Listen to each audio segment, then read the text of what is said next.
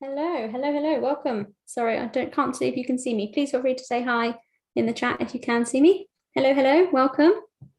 Nice, there we go. I think it's working now. Fabulous. Right. Hello, if you guys have just come over from the GCSE class, very nice to see some of you back again. Hello, person. Hello, Eggy. Hi, Laura. Hello, how are we doing? Hello, SB. Welcome back again. Hi, Sonia. Hello, Aaron. So apologies if I've said your name wrong. And Aaron as well. And Maitish as well. Hello, hello. Nice to see you guys over. Hopefully you can hear me okay and you can see my screen. Is everybody all good? No, everyone can see everything. I always worry that, you know, I'm going to miss a step or something and then you're not going to be able to see my screen or something, but hopefully it's all okay. Feel free to say hi in the chat. And it's nice to see people back again. You can. Thank you. Thank you for letting me know. That's brilliant. Awesome. Fabulous. Okay, we'll give it another 10 seconds and then we'll get started. Let me just sort out my screen. Let's sort that out. Brilliant.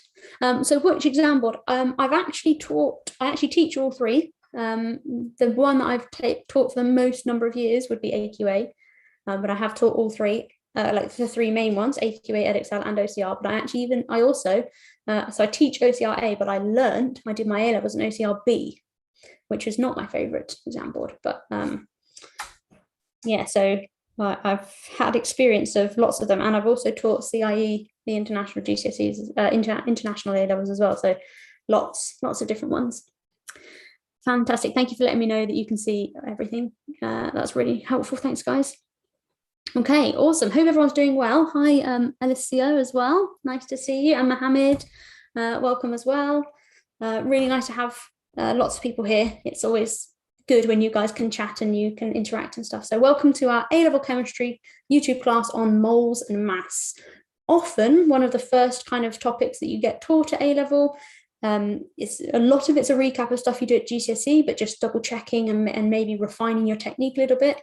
It's often one of the topics that people find hardest, especially to begin with, but it's such a good topic for supporting your knowledge in all lots of different areas, specifically perhaps organic and physical chemistry, but actually no, I'm doing organic. Okay, all of them. It supports all knowledge in all areas. So let's get going. So quick introduction, those of you that were here in the GCSE class, you've just heard this, but and if you've come to a previous class before as well, you've also probably heard this, but my name's Alyssa. I'm one of the lead GCSE, one of the lead chemistry tutors at SNAPREVISE. I've got a PGCE from Oxford in chemistry or science teaching, specialising in chemistry because chemistry is my thing. And I've been teaching A-level chemistry for the last 6 years. So really enjoying teaching science. I think science is awesome. Okay, so one of the things that we're going to be, I would like to point out is at the moment we're offering 25% off courses. If you want to get involved in our course, we get 25% off the first month's subscription if you join the courses. So you need to use the code BACKTOSCHOOL21, which gives you 25% off your first month.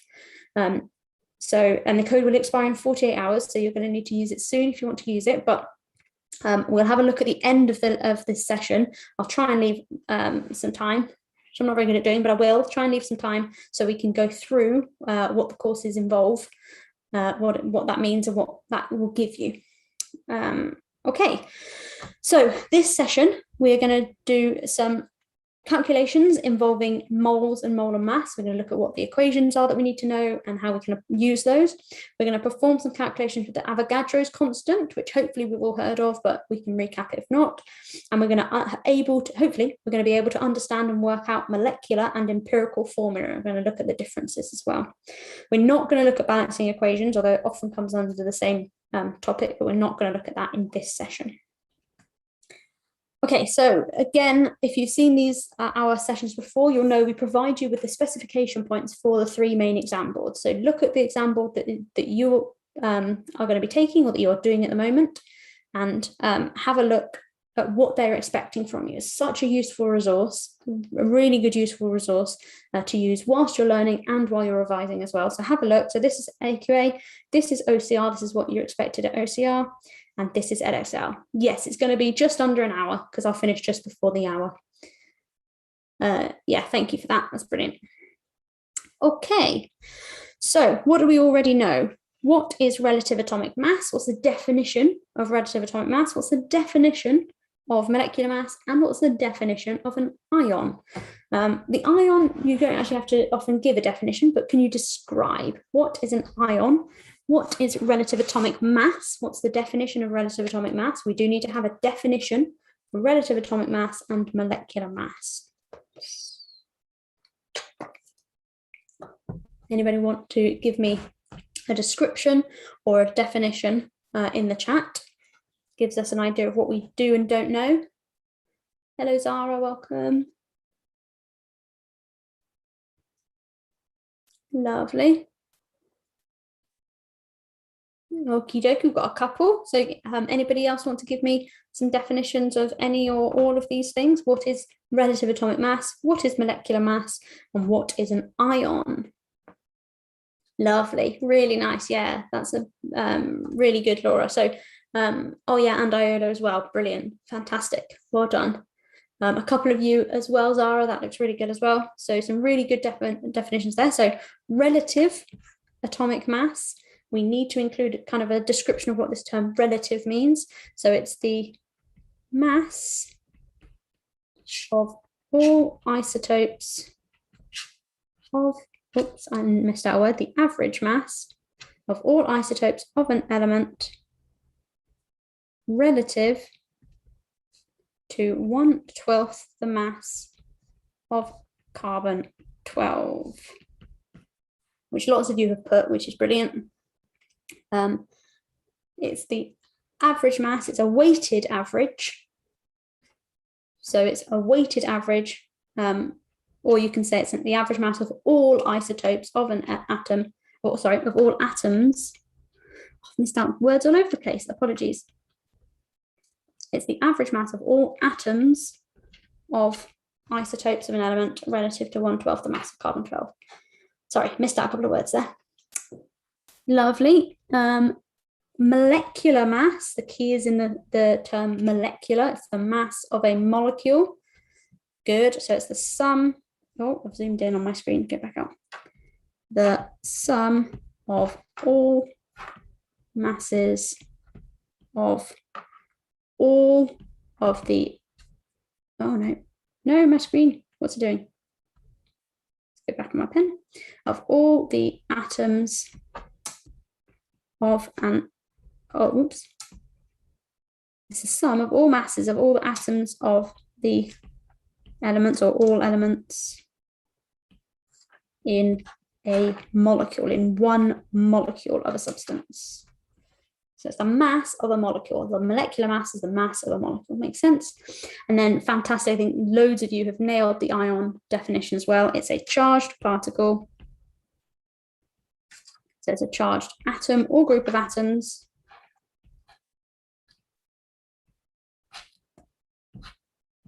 And they can either be positive or negative, and they arise from having lost or gained electrons. Really nice. Fantastic, some really good definitions that are going on there, guys. Awesome. Okay, so let's keep going because I'm very aware that I need to stay on top of time today in this session because there's a lot to get through. So moles. I love doing moles. Hello, Geraldine. Nice to have you. Welcome back. Yeah, so moles. What is a mole? So let's see if we can fill in some of these blanks. A mole is an amount of substance with Avogadro's number of particles. So Avogadro's number, Na, Avogadro's number, is what? How many particles is Avogadro's number? So relative molecular mass and molecular mass should be the same thing, because the molecular mass uses the, relative molecular mass uses relative atomic masses. And when you calculate molecular mass, you should be using the relative atomic masses anyway. The thing you want to look out for is molar mass, which has an ever so slightly different definition. So molecular mass and relative molecular mass should be identical, but we should be just aware of what the relative bit means.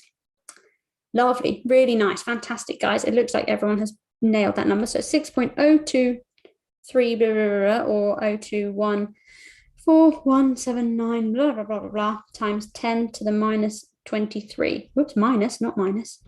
Times 10 to the 23.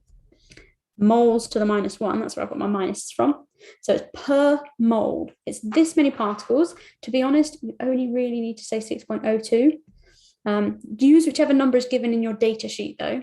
If your data sheet gives you 6.023, use that. If your data sheet gives you 6.022, use that. Use whatever is given in your data sheet. You should be used to using it by now. And sometimes in exam questions, they give you it. So just use whatever you're given. But it's per mole. So it's particles, this many particles, things, tables, people, apples per mole. That is 1 mole is that many things. 1 mole of things is that many things. Lovely. 1 mole of carbon-12 has a mass of, well, it's carbon-12, and it's called carbon-12 because it has a mass of what?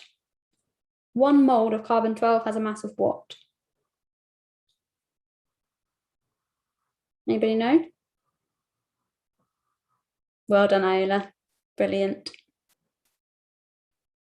Fantastic. Yeah, I think that everybody's nailed it there. It has a mass of 12 grams. It's called carbon-12 because it has a mass of 12 grams. And 1 mole of carbon-12, which weighs 12 grams, contains 6.02 times 10 to the 23 particles. And in this case, atoms. So 1 mole is 6.02 times 10 to the 23 things. That is, yeah, Avogadro's constant number of particles.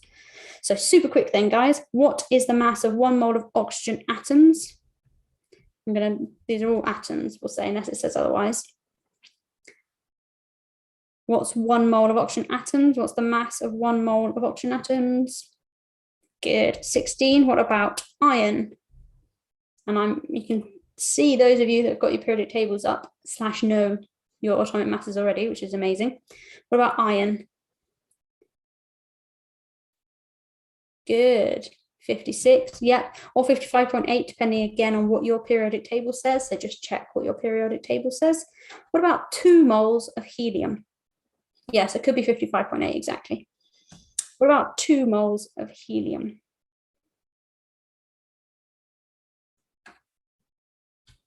Notice it's 2 moles of helium.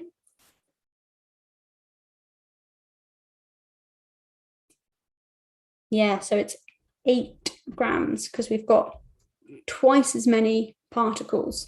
So the weight is going to be twice as big. Good. And what about 3 moles of hydrogen? Again, we're just going to talk about hydrogen atoms. Although it is good to be careful whether or not they're talking about molecules or atoms. But here we're just going to talk about atoms. 3 moles of hydrogen atoms. Good, we're getting the hang of it. 3 grams. And what about 5 moles of lithium atoms? 5 moles of lithium atoms.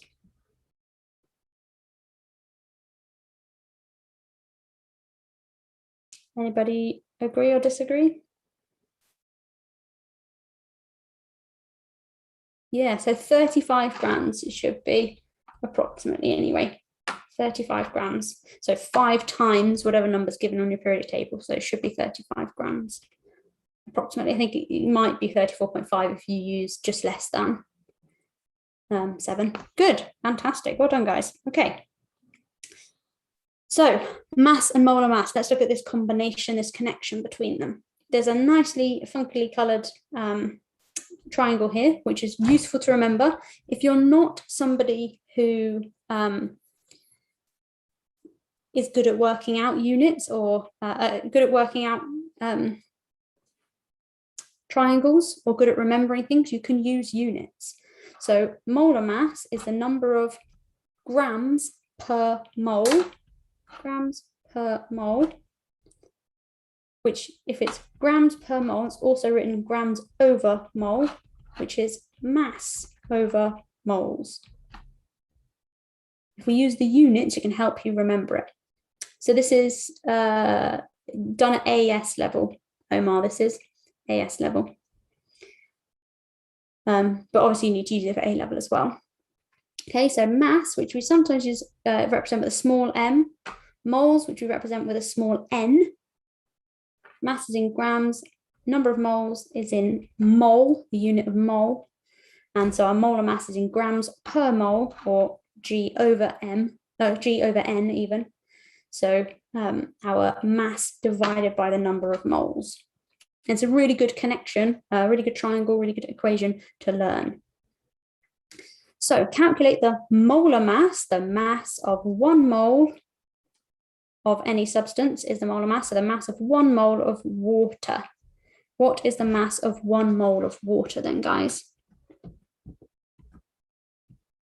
Molar mass of H2O is what? Yeah, smashed it. Well done. 16 plus 1 plus 1, which is 18 grams per mole. So 16, because that's the atomic mass of oxygen, plus 1, which is hydrogen, plus another 1 for the second hydrogen. Really good. Hopefully everyone's comfortable with that. Let me know if you're not. Otherwise, the next question is calculate the number of moles of, so the number of moles we're going for now, of 146 grams of HCl. How can we go about doing this? How can we go about calculating the number of moles of 146 grams of HCl? Feel free to whack a number in the chat for me if you've got one. So we're looking for number of moles. Number of moles, if we use an equation triangle, or you can just rearrange the equation, moles equals mass in grams over, whoops, that doesn't look like mass, does it? It looks like Mars. Mass in grams over molar mass, which we can find on the periodic table.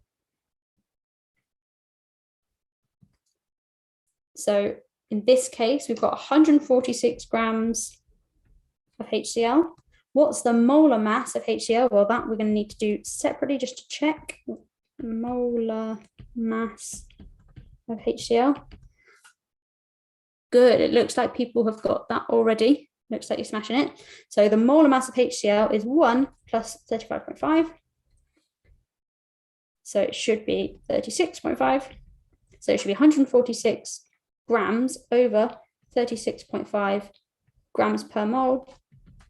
The grams cancel the grams, leaves us with 1 over per mole, which is just mole. So our number of moles of HCl should be about 4 moles. Lovely, right, sped through those because they are usually things that people find a little bit easier to do. Looks like you guys have all got correct answers, which is amazing. So hopefully everyone is comfortable. If you just want to let me know, how confident are you feeling about that? And we'll just do an exam question before we move on to the maybe slightly more complicated bits that people find a little bit more complicated. So give me a 1 or a smiley face if you're feeling, yeah, happy with that. That was all good. 2, that was all right. Might need to do a bit of practice maybe yourself. Or 3, oh gosh, I'm super confused. I'm going to need to go over this like 8 times. Hello, welcome, Nafisa. Nice to have you. Brilliant, fantastic, good. Glad to hear it. Right, let's just double check then. Super quick. Those of you, oh, really nice to see loads of people here. This is awesome, fantastic, how nice. Okay, so have a go at this then, guys. See if you can come up with the number of atoms. So solid sulfur exists as a lattice of S8 molecules. Each S8 molecule is a ring of 8 atoms. Funnily enough, S8 means there's 8 atoms of sulfur. How many atoms of sulfur are there in 0.012 moles of S8 molecules? So there's a little bit of like double stepping to do here. How many atoms are there in 0.012 moles of S8 molecules? So anybody know the first step we do here? We've got this many moles. So we've already got a number of moles. We can do it one of 2 ways. You can either find the number of moles of sulfur atoms and then convert it to number of atoms of sulfur atoms, or you could work out the number of the actual number of molecules and then work out the number of atoms. It's entirely up to you. You could do it either way, but both ways would work. So what we're going to need to know, though, we're going to need to know Avogadro's number. So I'm just going to pop that in here. So Avogadro's number is 6.022 times 10 to the 23. Don't know why I put 22 there. 23 per mole. Oh, it looks like people have got some answers already, which is awesome. So we can do, like I said, we can do it one of two ways. The way my brain works is I'm going to work out how many molecules that is. I'm going to work out how many molecules there are in that many S8 molecules. So how do I do that? Well, I've got the number of moles.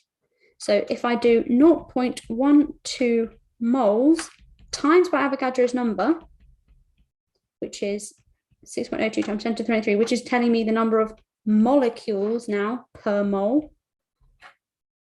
Molecules per mole. Oh, that doesn't look like molecules. Per mole. If I do moles times something per mole, they're going to cancel. The moles are going to cancel, and I'm going to be left with a number of molecules, which I'm just going to do. Oh, you can't see my screen. Try refreshing the page, maybe. Is anybody else having issues? If so, it might be my end, but if not, it might be your end, I'm afraid. So that gives me 7.2264 times 10 to the 21 molecules of S8. And if I've got that many molecules of S8, how many atoms of sulfur? Well, for one molecule, which one molecule, singular, is 8 atoms. So I must have 7.2264 times 10 to the 21 times 8 atoms, which is 5.78112 times 10 to the 22 atoms of sulfur. 5.78 times 10 to the 22 atoms. Anybody not get that, or anybody not happy with how we do that, or how we did that? Looks like people have got some got that correct answer, which is amazing. Lovely. Thank you for letting me know if your screen is good. That's fabulous. Thank you. Because then I know it's hopefully not my end. I don't need to do anything to fix it. Thanks, guys. Okay, fantastic. Well done, guys. Awesome. So like I said, you could have done that the other way around. You could have worked out the number of what did we work out? We worked out the number of molecules of S8. So you could work out the number of atoms in 0.012. So you could have times that number by 8 first, and then times it by Avogadro's number to get the total number. It's exactly the same thing. So it's times 10 to the 22 because the number's getting bigger. Oh, have I written the wrong number? Let me check. Sorry, I might have plugged the wrong number in. Let me just double check.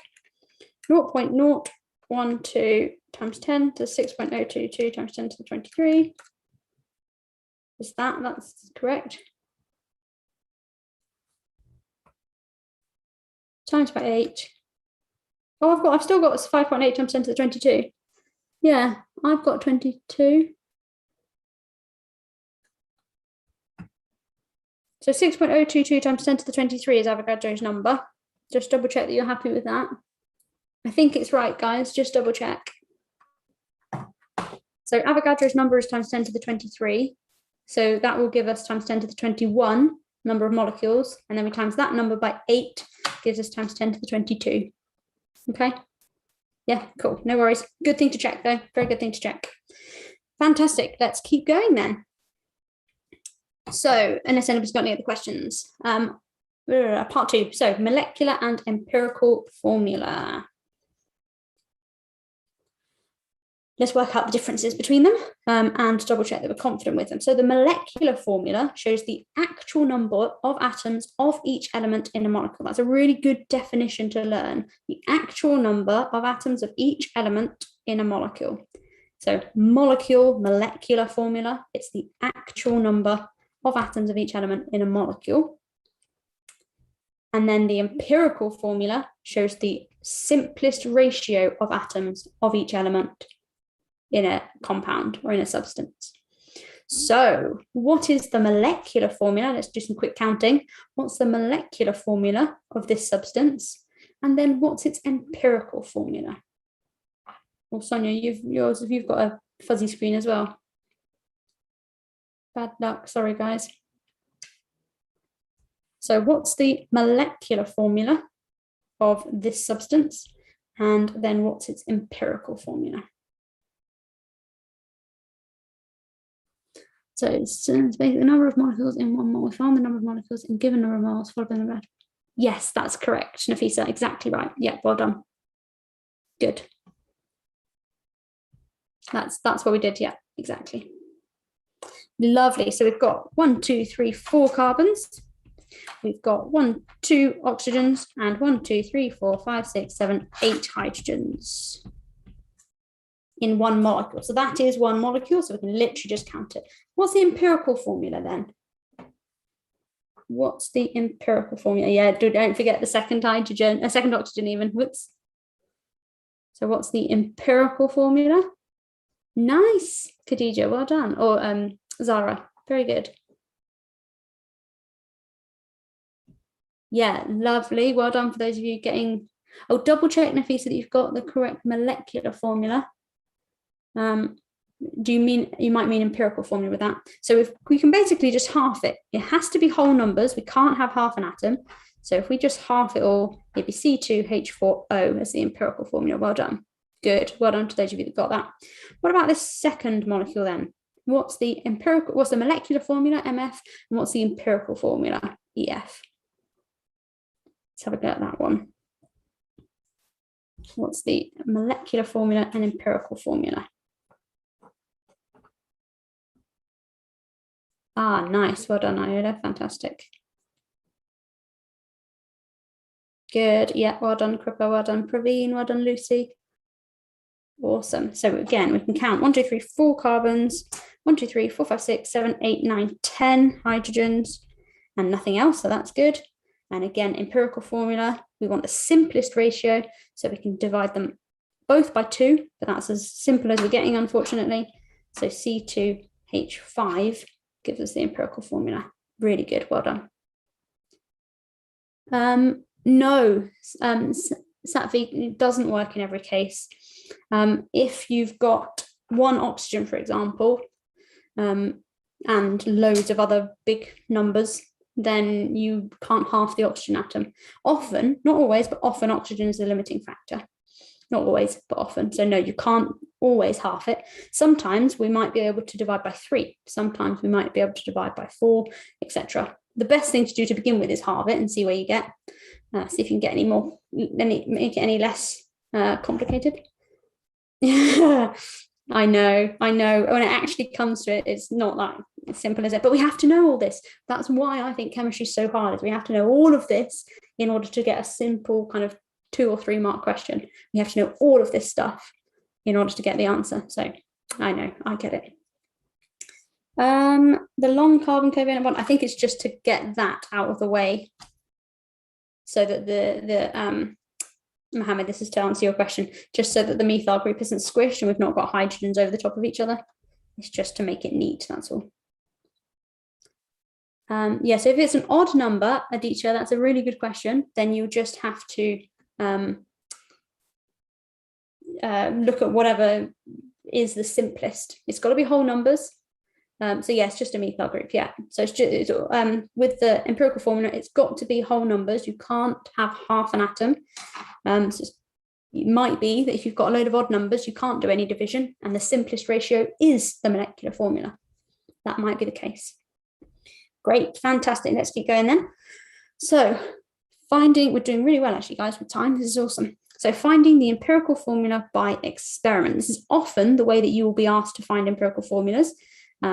So using our knowledge of molar mass, we can determine the empirical formula from experimental data. So again, this is normally the way in which you'll be asked to find empirical formulas.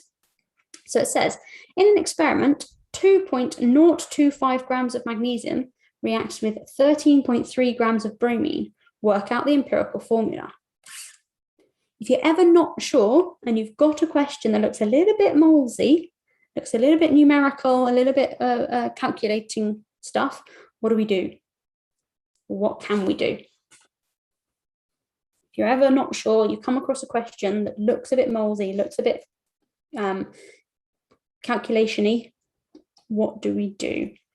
And can anyone see what we can do here? What can we calculate here? What can we work out here?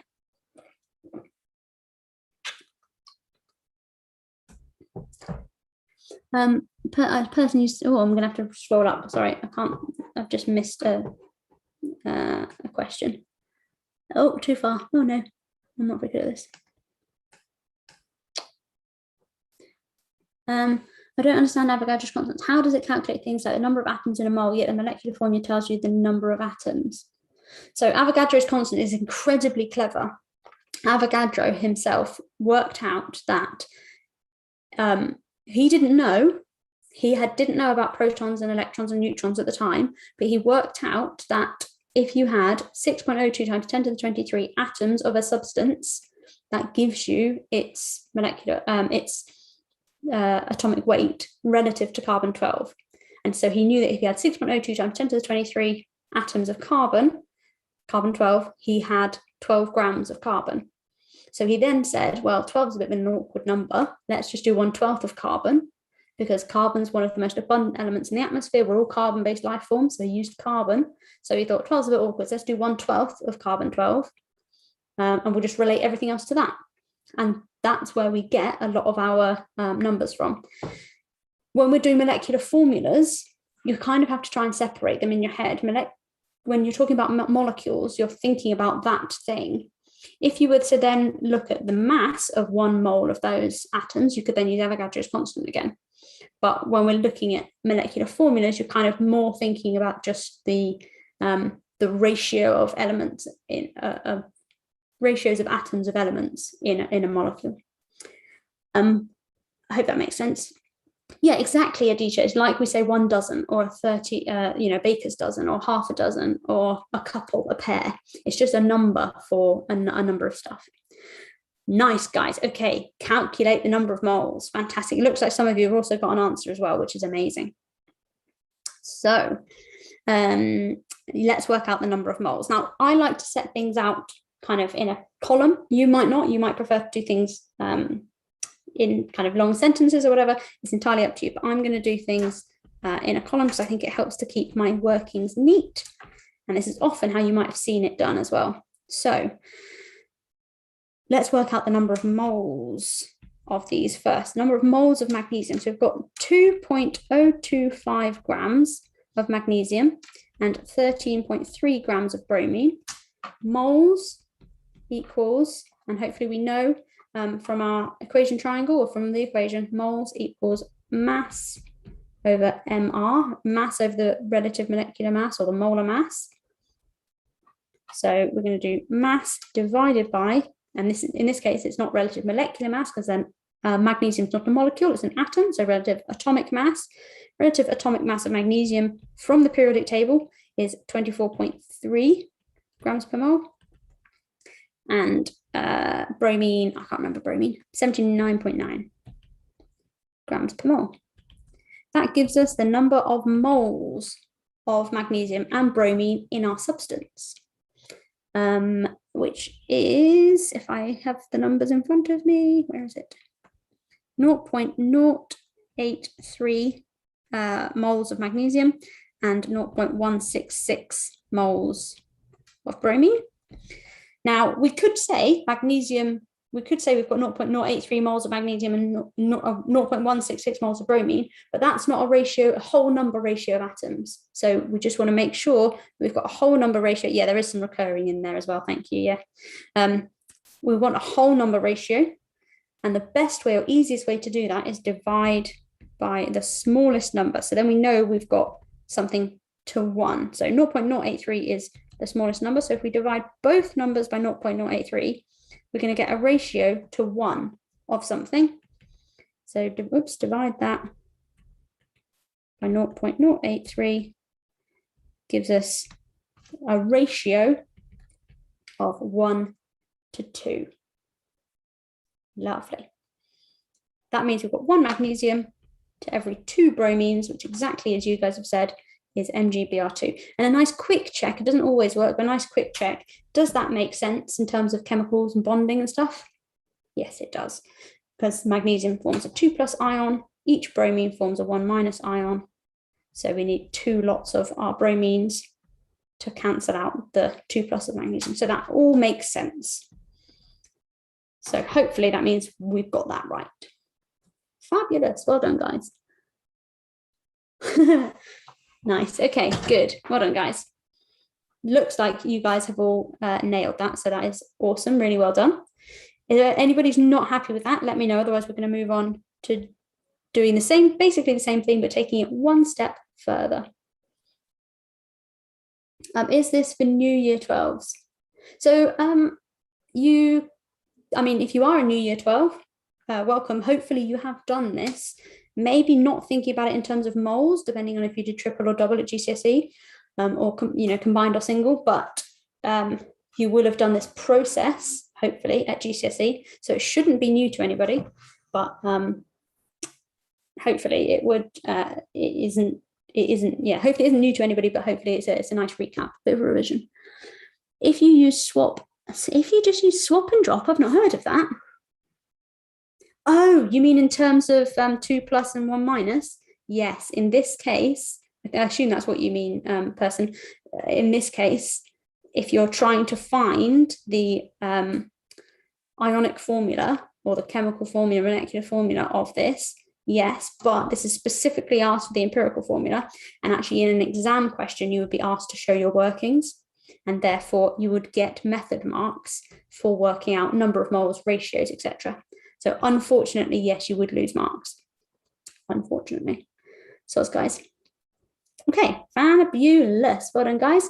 Yee, it's exciting, isn't it? It's very exciting. Okay, let's go one step further, and then hopefully we can get these exam questions done before the end of the class. So using molar mass and molecular mass, we can determine the molecular formula, from experimental data. So same thing. In an experiment, the percentage composition of a sample was 60% carbon, 13.3% hydrogen, and 26.6% oxygen. The relative molecular mass was 60. Work out the molecular formula. So, yeah, exactly, Kruppa, that's a really good idea, because if you don't have the basics, you will find doing everything else a lot harder. So yeah, really good idea. Lovely. I was just about to ask that, Adam. That's brilliant. So use the percentages as a mass. Pretend we've got 100 grams. If we've got 100 grams, we can work out our mass percentages as being that mass amount.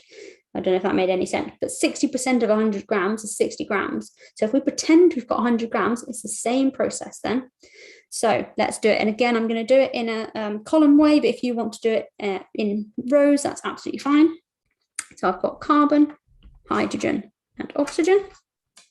I'm going to need to squish though, because I've got 3 to do. So first of all, we can work out the number of moles we've got. So if we've got moles, how many moles of each? So feel free again to go ahead and work out what the empirical formula is, please do. Carbon, we've got 60 grams. Again, moles equals mass over mR or AR. So in this case, AR, because we're looking at atoms. Moles over is mass over AR. And again, if you don't know, use the units.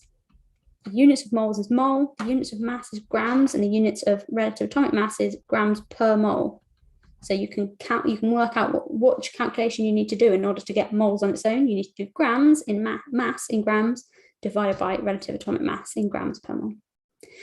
Right, hopefully you guys are working through it. So 60 grams divided by 12. I'm going to use very basic numbers, so you might get something slightly different to me.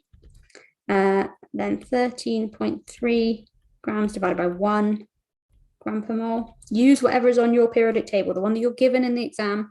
Use it. And if you haven't got a copy, you should be able to download one off your exam board website if you'd like one, which I think is a very good idea to get used to it. You should be able to find the data booklet on your exam board website. So we've done the number of moles. Oops, I haven't written the answers though. So we should get, oh, I'm going to need to do calculation. Oops. 60 divided by 12 should be about 5. Yeah, good. That's just 13.3 grams, oops, moles. And 26.6 divided by 16 should be 106, oops, 1.66 even. Okay, then we divide by the smallest number. Can you keep the intermediate mole number in a whole number fraction? Your teacher always asks you to take around 4 or 5 sig figs and keep the final answer in 3 sig figs. Yeah, so that's a good idea because often, so here in our exam question, we were given 3 significant figures here, but then only 2, sorry, here. So you have to be very aware of what significant figures you've been asked for. So I think it's good, you don't need to worry with anything past 4 or 5 significant figures because they're not useful to us. So I think that's a good idea here. Lovely. So then we need to divide by the smallest number to get our ratio to 1, which in this case is 1.66. So that's 1 there. 13.3 divided by that is 8. And 5 divided by that is probably somewhere around 3. Yeah. So we've got a ratio then of 3 to 8 to 1. So empirical formula even, we've just worked out the empirical formula is C3H8O. Let me know if you disagree. But looks like you guys, lots of you have worked out already. The molecular formula is what? Well, we've been told the relative molecular mass, so the mass of one molecule is 60. So let's work out what the molecular formula is. So molecular formula of the relative molecular mass, even the MR of that, is 12 times 3 plus 8 times 1 plus 16 is, hopefully, should be 60. Yeah, good. So the molecular formula is therefore equal to the empirical formula. Because the mass of one molecule is 60, therefore one molecule must be C3H8O. It all adds up to 60. Exactly. Lovely. So that is our answer. The molecular formula is C3H8O. Hopefully everyone is happy with that and nobody's got any questions about that. Do you want to just, yeah, so it's the same, exactly. The empirical formula is the same as the molecular formula, and that's okay because the molecular formula is the number of atoms of each element in one molecule. So we've got 3 carbon atoms, 8 hydrogen atoms, and 1 oxygen atom in each molecule. The empirical formula, the simplest ratio of atoms, is 3 to 8 to 1. Is 3 carbons to 8 hydrogens to 1 oxygen, because that's the simplest ratio. We can't divide by 3 or 2 to make this any simpler because we've only got 1 oxygen. So we can't half an oxygen atom. So it's the simplest ratio, but also the molecular formula. Anybody not happy? Anybody got any questions? Let's see how we're all doing. So drop me a number or a smiley face or something in the chat. Just let me know how you're feeling. And then we'll just spend hopefully 5 minutes or so just whizzing through these exam questions. And then I've got a couple of bits to show you before we finish. So let me know. Is that an alcohol? Would it be an alcohol? I haven't even thought about it, Adam. It could be.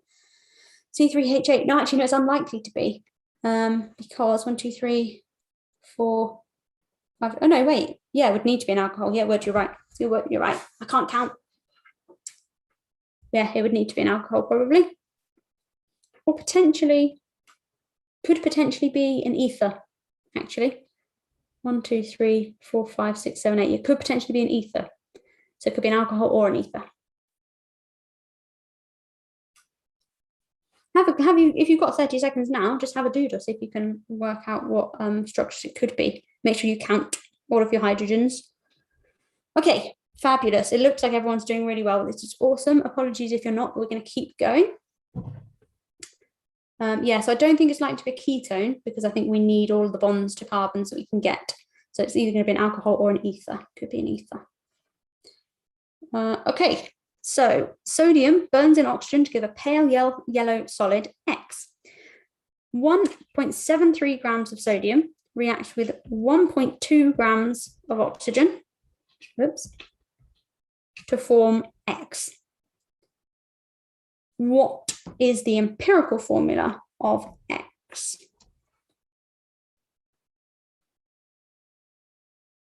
If the empirical formula isn't different to the molecular formula, what is like we have done? I'm not sure what your question is there, person. I'm not sure I understand your question. So we've proved that the molecular formula is the same as the empirical formula, which is perfectly valid. It's a good thing to prove. It's not always the same, but it might be the same, and that's fine. So can you calculate the empirical formula of X here? So again, I'm going to do the same thing we've done. Sodium and oxygen. See if you can beat me to it. It's mass over AR, which in our case, sodium is 23 grams per mole. Oxygen is 16 grams per mole. So then we have, I'm going to look at my numbers, 0.0752 moles to every 0.0752 moles. So without even needing to do any calculations, we should be able to see that it's 1-to-1. I'm just going to double check my numbers, but we should be able to see that it's 1-to-1. 0.73 divided by 23, which is, 0.075, and 1.2 divided by 0.0752.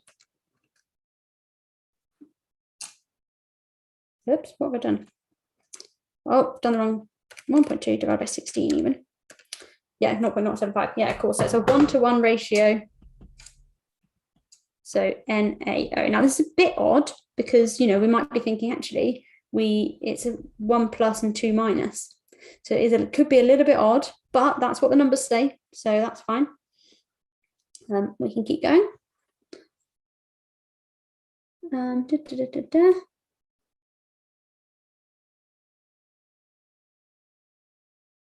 So because if we look at the number of moles, we've got 1.73 grams divided by 23 grams per mole gives us 0.0752.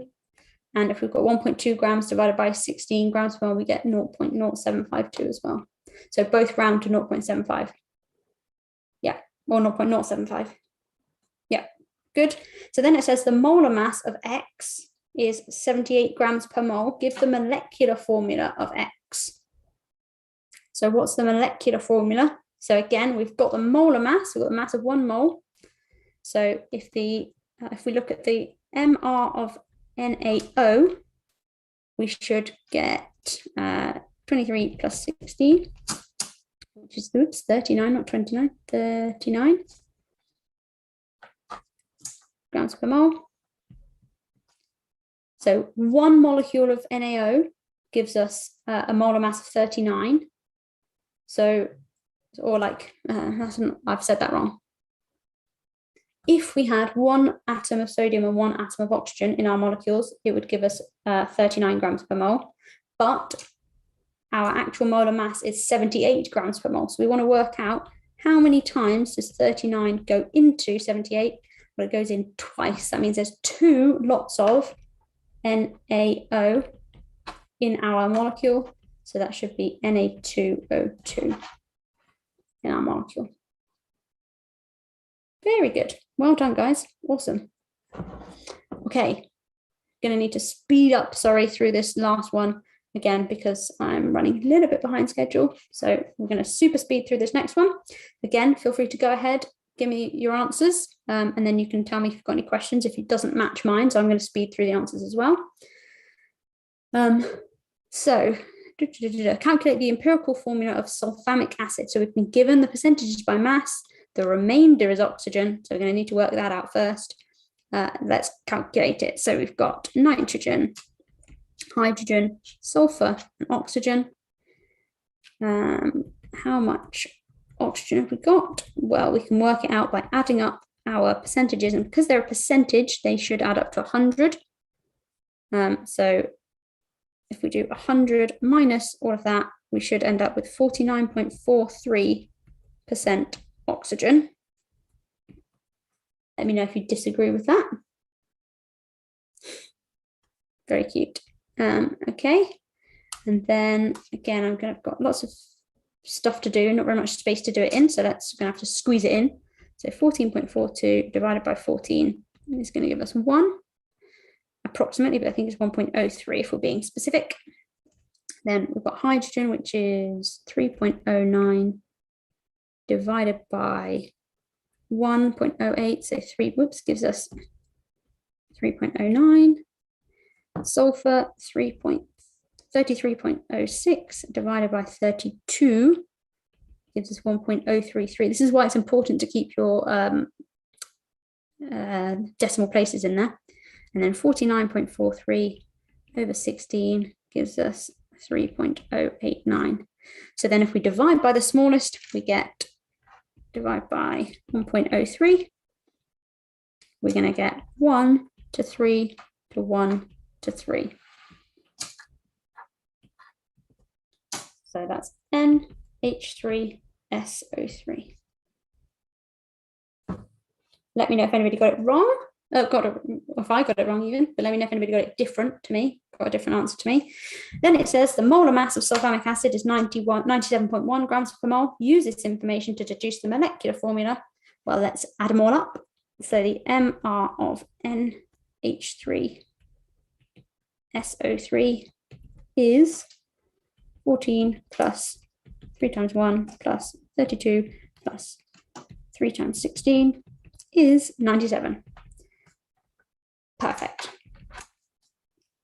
So that the molecular formula of our empirical formula is 97. So we know that that's the molecular formula. NH3SO3. Really good. Well done, guys. If you got it, that's fantastic. Very nice. So our molecular formula is the same. Awesome. And that's our final answer. In chem, do we write 3 significant questions? Okay, so it's a great question. I will just say, so this is what we should now be able to do. Hopefully I'll come back to your question, Iola, in a second. This is what we should now be able to do. In order to answer your question super quickly, you need to, using the exam question that you're given, because it can differ, you need to pay attention to how many significant figures they have given in an exam question. So if I just go back to this question, if in part AI, they asked us if it was a calculation question and they asked to give our answer to an appropriate number of significant figures, there's 4 significant figures there, 3 there, 4 there, and the remainder is oxygen. So the minimum number of significant figures given is 3. So that is the maximum that I can give it to. Okay, you have to pay attention to what they give you. In part II, they only ever give it to 3 significant figures, so we can't give it to any more than 3 significant figures. That's what you need to do. Look at the question that you're given and determine the minimum number of significant figures you're given in the question, and that's the maximum that you can give as your answer. Normally, they're quite nice, and they will give you all 3 significant figures or all 2 significant figures or something, and it's a bit easier to work it out, but you do need to pay attention to what they've given you. Exactly, like Krupa says. Yeah, fabulous. Okay, so just going to whiz you through these bits then, guys, because I'd really like to tell you a little bit about our courses we've got on offer. So these are our upcoming web classes that we've got.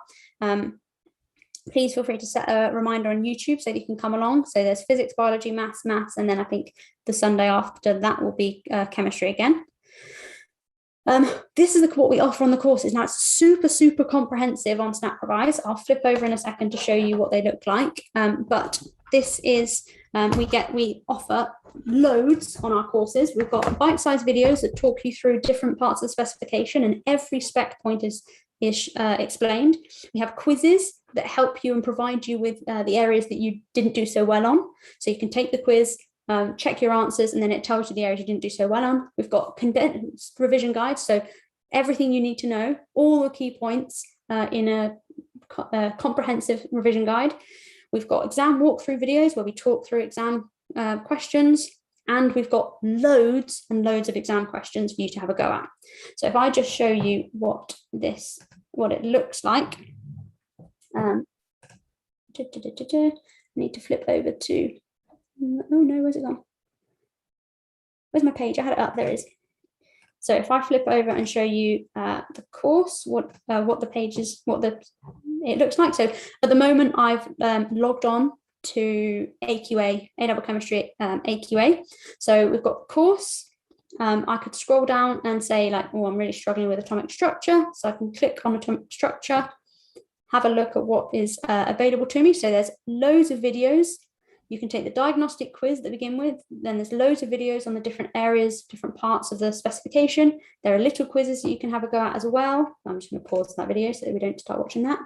And then if you flick up here to the top, there are the videos. There's the exam pack. So these are all the questions that you can have a look through with the answers as well. You can go easy, medium, hard, or all of them. And then there's also the revision guide as well that talks you through all the fundamental bits you need to know about whatever topic you're looking at. So fundamental particles.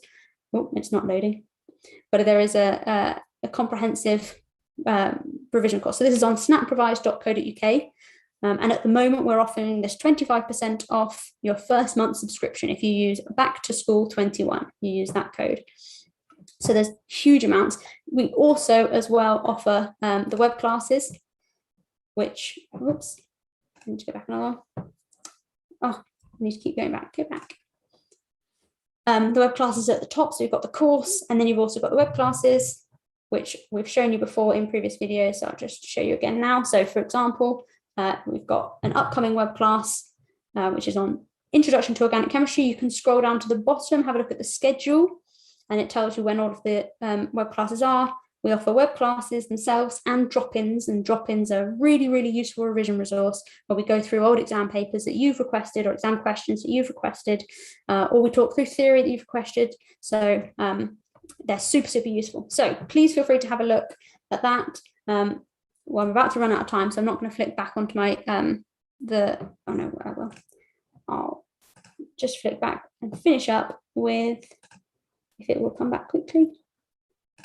That one, there we go. Okay, so that's a super useful resource. Please feel free to pop over and have a look at that, investigate for yourself. But if you want 25% off your first month subscription, then use the code BACKTOSCHOOL21. Thank you so much for joining us. Sorry, I've sped talk through the rest of that, so hopefully that's all made sense. But if there's anything else I can do for you, please send a message to hello@snaprevise.co.uk and we will try and get back to you, and I hope to see you at a future web class. Thank you very much, guys. Have a lovely first week back if you're heading back next week, and I hope your school term starts brilliantly. Thank you very much, everybody. I'm going to disappear now. Thank you very much. See you soon.